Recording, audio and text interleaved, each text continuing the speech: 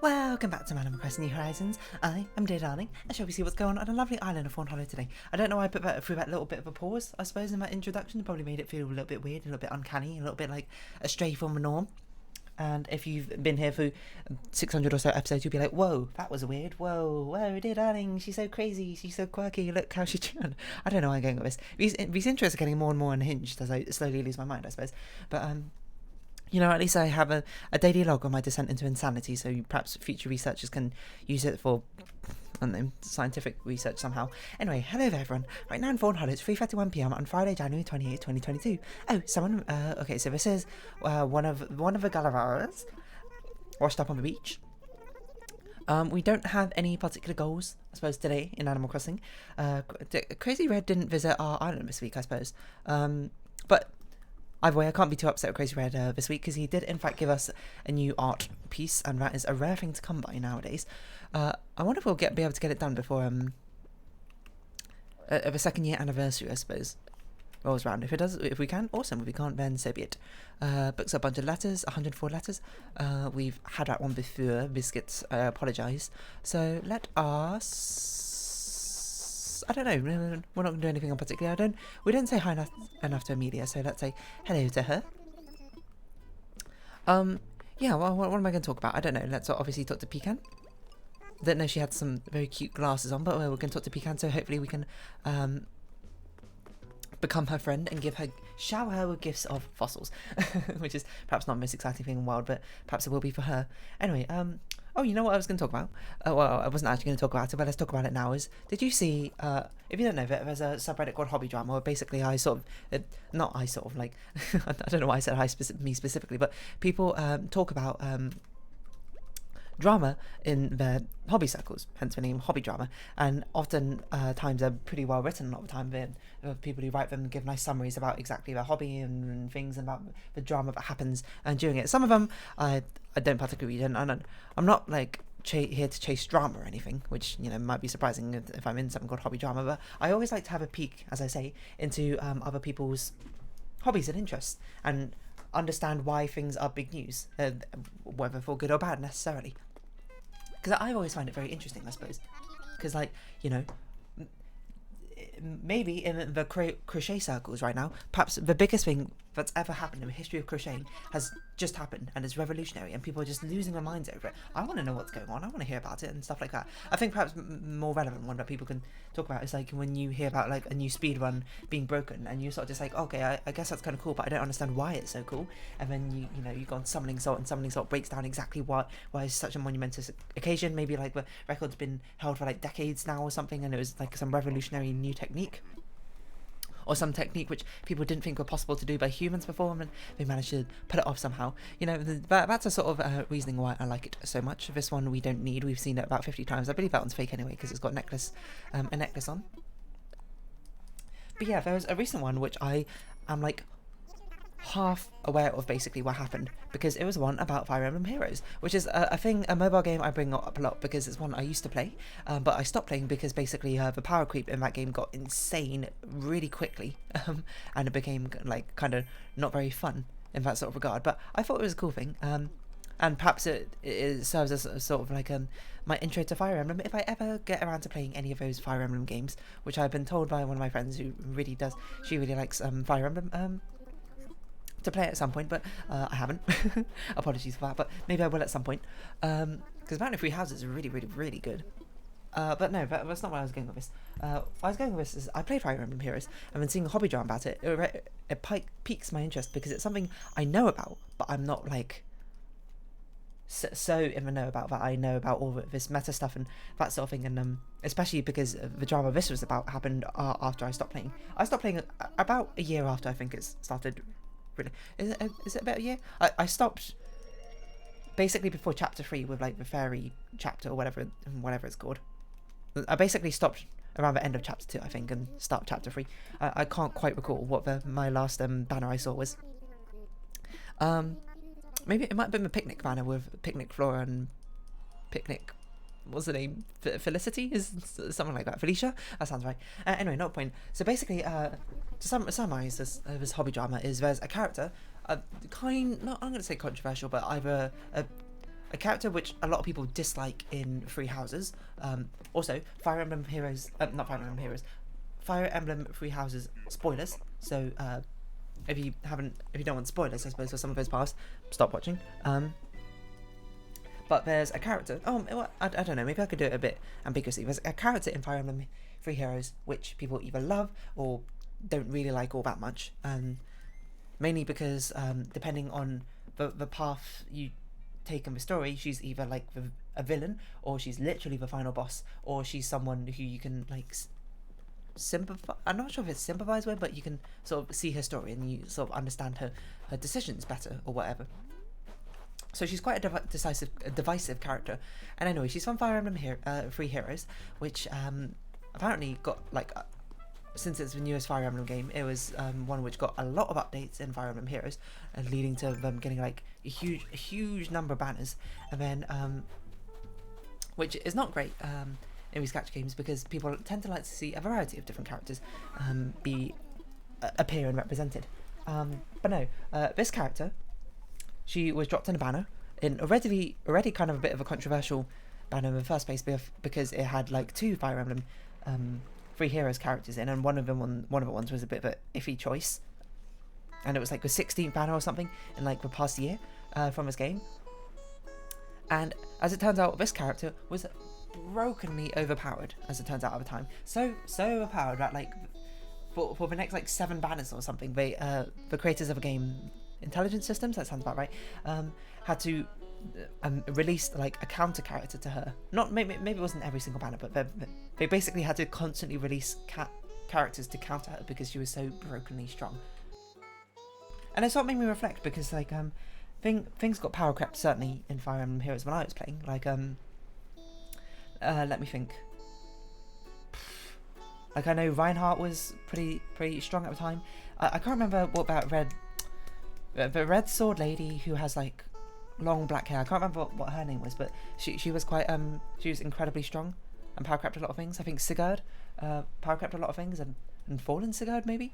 There's someone else. There's that big boss dude with a green axe who was like the villain in the book 2 thing. In the book 2 series, who was supremely power crept like so many different other characters. But this is apparently one which is so monumentously power crept that it was basically the only character that people had to run. You either had to run her or you had to try and counter her, except for there were no counters in the game at the moment that she was released. And it made me sort of wonder, you know, I've talked about gacha games and the issues that they probably run into, and I'm not going to say they do run into because I'm not a gacha game developer or anything like that, when it comes to balancing the game, is the fact that you can't nerf any characters after they've been released. And because of a predatory nature, I suppose, of gacha games monetization section, monetization, you want to basically release a character who's as strong as possible to be strong enough than all the previous characters to incentivize people to pull if they're trying to like pull for the strongest characters, while also not being so overwhelmingly strong that you upset the entire player base by being too strong, you know? It's a difficult thing. And the thing is, if you overshoot it too much, you can't nerf a character because people are paying literal money to pull this character, and then you'll probably, I don't know, you'll have not only ridiculous amounts of outrage, maybe you'll have a lawsuit on your hand. I don't really know if that's how it works, but I wouldn't want to tempt fate in that sort of thing. I'm not a lawyer, by the way, and also take everything I say with a grain of salt, as per usual. But it made me think about power creep and that sort of thing, and made me reflect on currently Genshin Impact, actually, when their sort of attitude towards power creeping, because it kind of seems like to me, I often describe Genshin Impact as sort of being a bridge between gacha games and non-gacha games, I suppose. It's sort of like a halfway house in between, which means it's significantly better than a lot of gacha games on the market, certainly, but still people are rightfully like wary about it because of its much more predatory monetization systems inside of it. But it made me think about how a lot of the characters in Genshin end up becoming quite niche, I suppose, with their releases, rather than being power crept. But there are characters which are strictly better, not strictly better, but in a lot of times better than other characters. But very few and far between. A lot of the times, the characters tend to be released, they tend to have a different playstyle, or tend to synergize, or tend to shine really well in this one specific comp, but tend to be less flexible otherwise compared to some of the base release characters. And that's what is a bit interesting in a way to go about it, and a very sort of safe thing, which I do appreciate, you know, when devs do that sort of thing. Because I mean, power creep is something which tends to be quite inevitable, and especially in games where No nerfing can ever happen. Power creeping is... I'm not sure if it has to be an inevitability. Obviously, it doesn't have to be inevitability. But the problem is, if things don't get power creeped, eventually you either have to do what sort of Genshin, or making every single new character basically have a niche, and have such a specific niche that you basically use them in one sort of situation. Otherwise, you'd release them and then it'd be like, no one ever wants to use this character, so it's kind of like no one will ever pull for them. And at the end of the day, these are sort of business decisions in the end that you have to make, because there is no sort of buying cost, I suppose, for playing these gacha games in the first place, except for, I suppose, time. In a game where you aren't allowed to nerf things, is it always inevitable things will be power crept? And I think that's an interesting point of discussion. My hunch is kind of yes.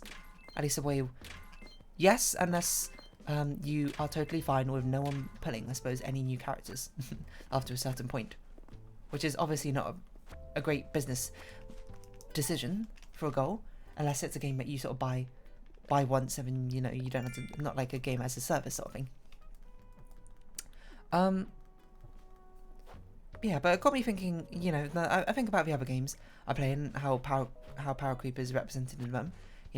Like power creep has happened in Idolmaster, the Cinderella Girl, Starlight Stage, and it's a rhythm game, so you might be like, how does that exactly work? Well, it's a rhythm game, but you can use certain cards to have scoring elements, and some cards are power crept others.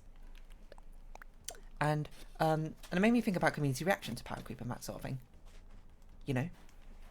Because power creep in, like, say, like League of Legends is different with the fact that you can just be like, oh, this character is too strong, we had too many mechanics, you can remove these mechanics or whatever, and people are mostly going to be thankful. But if you do it in a gacha game, people are going to be like, okay, I've paid money to pull for this card, and I'm not particularly thankful that now I'm not getting refunded, or that sort of thing, or the investment I put into it. Which is, yeah, I guess is kind of fair. Like, I'm not going to say it's not fair, and it's not like, oh, sucks for you shouldn't have done that. It's like, well, I mean, for one, people, as long as people are in the right state of mind, I suppose they can spend their money however they want. And I suppose it is fair to be upset in that sort of situation.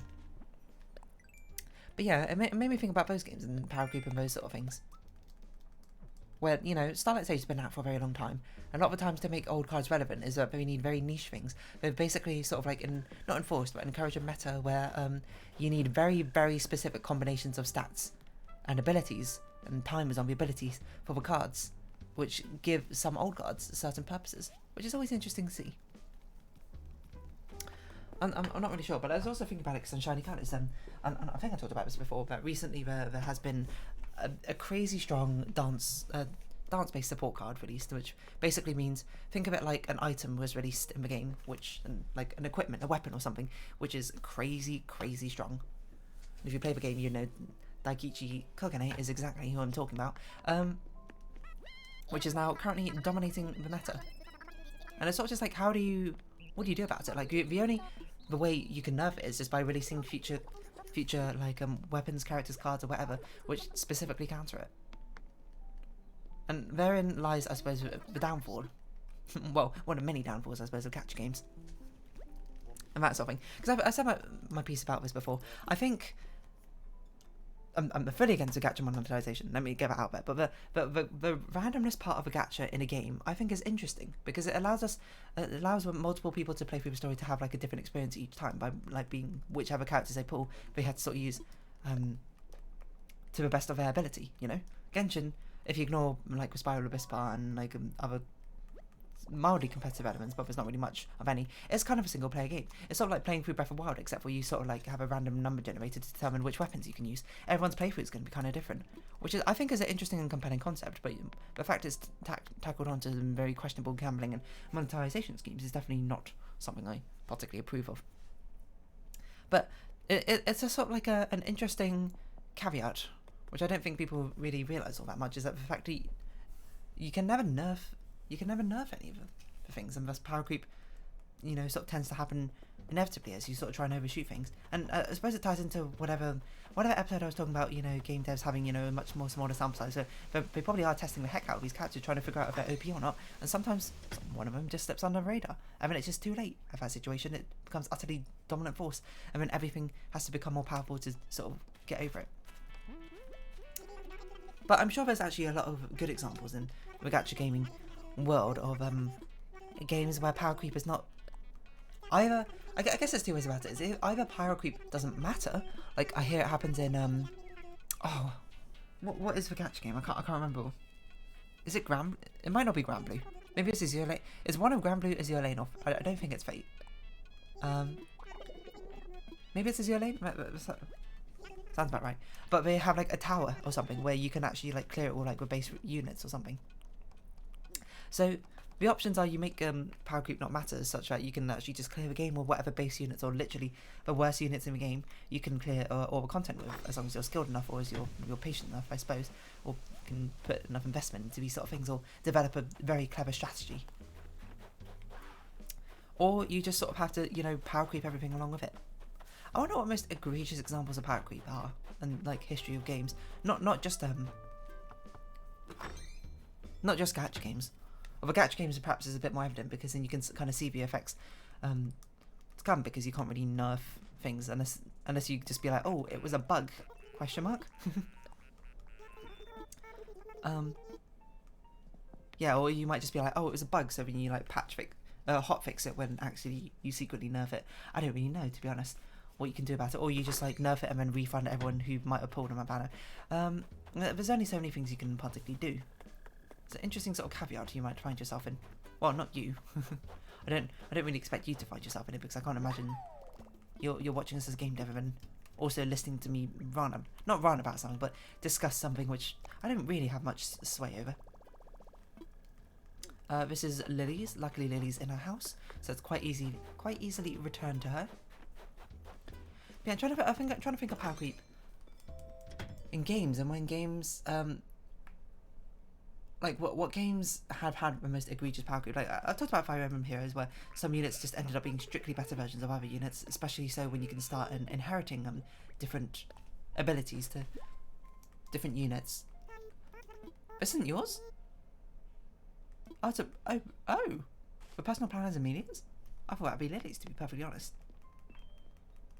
I guess it's more of a secret diary than a personal planner, but we've seen Amelia walking around the place, so we can't go to her house to return it to her.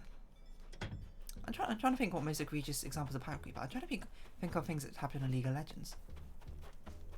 Like, I'm sure some champion releases have been brokenly overpowered on release, but I can't really think of them off the top of my head. I've heard about releasing Zhao. It's quite an infamous one from history, but I wasn't playing around the time that was released, so I didn't actually get to experience it firsthand. I suppose reworked Akali. That was quite brokenly strong, and had so many different like aspects to a kit. But I feel like, yeah, I know. There's an interesting extra credits episode about power creep and the definition about it. But they brought up a really interesting point in it. But the thing is, I can't remember what the point was. I can only remember that they brought up a really interesting point. It was something about to do with a definition of power creep. Where a definition of power creep, it's something is power creeping something if it is strictly in all aspects, almost, or all relevant aspects, is better than another unit, rather than just the general trend of units being stronger and going upwards. Because you can, a lot of the times with all these sort of things, you can find niches, I suppose, for certain characters or older things previously determined to be weak. Which doesn't necessarily mean the power creep, but it's more like power inflation or something. Because I feel like it's still a problem if the entire like strength of things slowly gets higher and higher and higher and higher. It's not like you playing the game will be like, oh, that's not an issue, because, you know, I can still find this niche situation where there's one character will work out in. It's sort of just like a, you know, how often does that niche situation, I suppose, come up in the first place as well? You got to think about it, and whether it's actually relevant, or whether, you know, being an all-rounder is much more important in these sort of situations or not. I'm not really sure, but it does seem like an inevitability, doesn't it? Whenever you some game or whatever's been supported for so long, eventually you're gonna have just through sheer numbers alone, it's gonna happen, isn't it? And I'm not gonna say there's not much you can do about it, but it's sort of like a strange situation to be in. The tangling of trying to make a good game while also trying to make it a business decision at the same time certainly muddies the waters a bit. Why are there so many vanilla clams? These are not what. This is not what I want. This is not what I need. Something da da da. I do not understand. Something's not right. Really wrong. Sorry, it's High School Musical. I don't know why I'm singing this. Yeah, I'm trying to think of like the most egregious examples of power creep. This is probably like, I bet like Reddit's got some good examples. Hold on, what if I just search power? That's not how you spell power. Power creep. I wonder how often it happens in like non-patch games as well. Disasters don't suffer from power creep. Disaster curses from sushi. Power creep is not a thing in Magic. Oh yeah, it happens in card games as well, certainly as well. I suppose, you know, if you think about it, card games are just kind of like a gacha game. So I guess that doesn't really surprise me. You know, I mean, you can of course have erratas, and you can have like you can like ban certain cards or certain things in competitive play, but it's very much a thing, you know. It's the same sort of thing. You try and open packs, I suppose, to get whatever cards you so desire. Hold on, what missions do we have? I forgot. Oh, exercise, get changed, snowflakes. Okay, we can do those. Exercise, get changed, snowflakes. Exercise, get changed, snowflakes. Okay, yeah, card games, I guess, kind of just are another branch of sort of like gacha-esque games. Oh yeah, hold on, Amelia, we got to give you the diary. Where you're just opening packs, the same as doing pulls, trying to get these rare cards, and some cards are just stronger than others. You know, that's just how it goes. Although, interesting is when you have like reverse power creep, I suppose, going on, where some of the oldest cards in the game tend to be the strongest. You know, like Black Lotus, isn't it like actually crazy strong or something in Magic the Gathering? Don't quote me on that. And Pot of Greed, you know, what is certainly one of the first cards of Yu-Gi-Oh, and it's actually just like banned in. It's like always banned because it's so. It turns out drawing 2 cards for free is incredibly strong. Power creep getting stronger. Is we've got Magic the Gathering again. But this is where I should go, and like Fire Emblem Heroes, amusingly, is the top subreddit result for power creep. So I guess that's perhaps enlightening on how much power creep there might be in Fire Emblem Heroes right now, huh? Don't know how that's going on right now. I want to go. Okay. I want to find like the gacha gaming subreddit and see what they say about power creep, because there's probably interesting discussions about that sort of thing. I like to check out the gacha gaming subreddit because not that I actually want to play any of these games, but I just kind of like see like peeks into other universes, and this is a universe that I'm sort of like kind of aware of what's going on, but like not fully aware of. Let's see. Okay, sort by top. A lot of complaints from Genshin Impact player base about not being better as previous ones are begging for fast power creeping. That's spoken as a true gacha veteran, probably. The state of Shining Beyond and its quick 3rd week power creep. Wow, this game power creeped itself in 3 weeks. Shining Beyond released a new hero who's a UR grade, a new rarity in just its 3rd week or so. What? And you need dupes because you don't play it. That was unbelievable. They begin to speed up in order to at least reach break even before shutting down. Yeah, I suppose with these sort of games, if you power creep them too early, then people just stop playing them, you know? It's not kind of understandable. People don't really particularly want it. But there's no discussions about power creep. How do competitive PvP catches get new players to be quickly competitive with veterans? Maybe I shouldn't sort by top. Maybe I should sort by relevance. Dynamic thing that happens. I know, discussion about power creep. The worst best ways gacha handle sensitive systems such as power creep. Interesting, this is an interesting discussion. Ideal system will be no true PvP. Either none or rewards for doing well. That's an interesting part, because PvP is a compelling part, I suppose, of these sort of games to sort of compare yourself against the crowd, but I suppose when it's not skill based, it becomes a bit more, doesn't it? No true dupe system, or more of a win more barrier than actually doing well in content. That's fair. Good character, well designed, leading to cosmetics being an important avenue of monetization. Yeah, but there very much seems to be the sort of avenue that people go down to make money from things, is sort of cosmetics, which I'm not saying is necessarily. It's better as cosmetics than I suppose the mechanics of the game, right? Possibly. As a power creep, it is inevitable. This person agrees with me. New content must consistently become shiny and more compelling over time. Yeah, it's only inevitable because of the fact it's a business at the same time. Is really my sort of point with it. If it were not a business, if they weren't interested in making money, then power creep needn't be a thing. It would just sort of be like, oh, here's more alternatives. It's sort of like releasing new like tools, I suppose, for your toolbox. I suppose eventually they'll have to become so specialised that, you know, it's kind of difficult after a certain period of time without like having a gross overlap, but still. Otherwise you lose player engagement, so it's certainly more creative ways in doing this and making things just hit harder. Introducing new mechanics to old gameplay loops. Yeah, that's a thing as well, you know. I suppose that sort of goes hand in hand with like nerfing things which have already been released, right? You just change the game content such that the overpowered character is no longer so great at it. Which, to be fair, Genshin's kind of doing, you know? Shielding, very strong. That sort of thing. Make characters which damage through shields. Simple way to do it. Is it effective? Is it nice? Is it fun? Iffy, I suppose. Divided opinions, that sort of thing. I think in concept it's fine, but the execution perhaps was not so great. Oh yeah, we also need to get one more computer chip for Gulliver. I forgot. Summary. Oh, is Arc Knights? Is it the one which is Arc Knights is the one which had a very good sort of lack of power creep. FGO apparently does power creep right. Has a horizontal layer. Characters dividing classes. I don't know. The game isn't all that hard, and neither does it have PvP. So certainly, you know, I think that's actually a fair point. Probably one of it. Oh, look at Audie dancing. One of the easiest ways to not have power creep or not incentivize power creep is just to not have any sort of PvP in the game in the first place. There's no incentivize to make characters like even stronger and stronger. They just need to be strong enough to beat the content. Bit of Rowan playing some football. A little bit of old footy.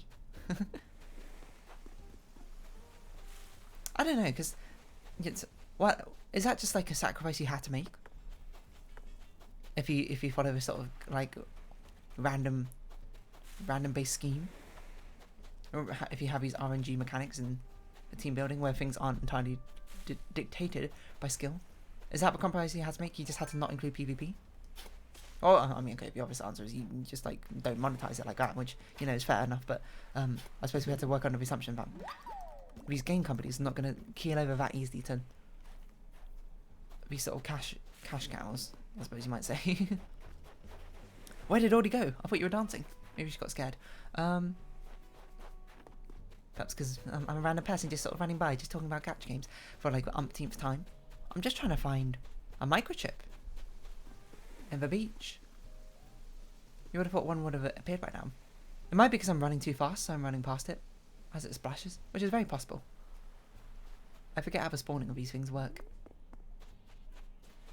But let us see. Come on, spawn already!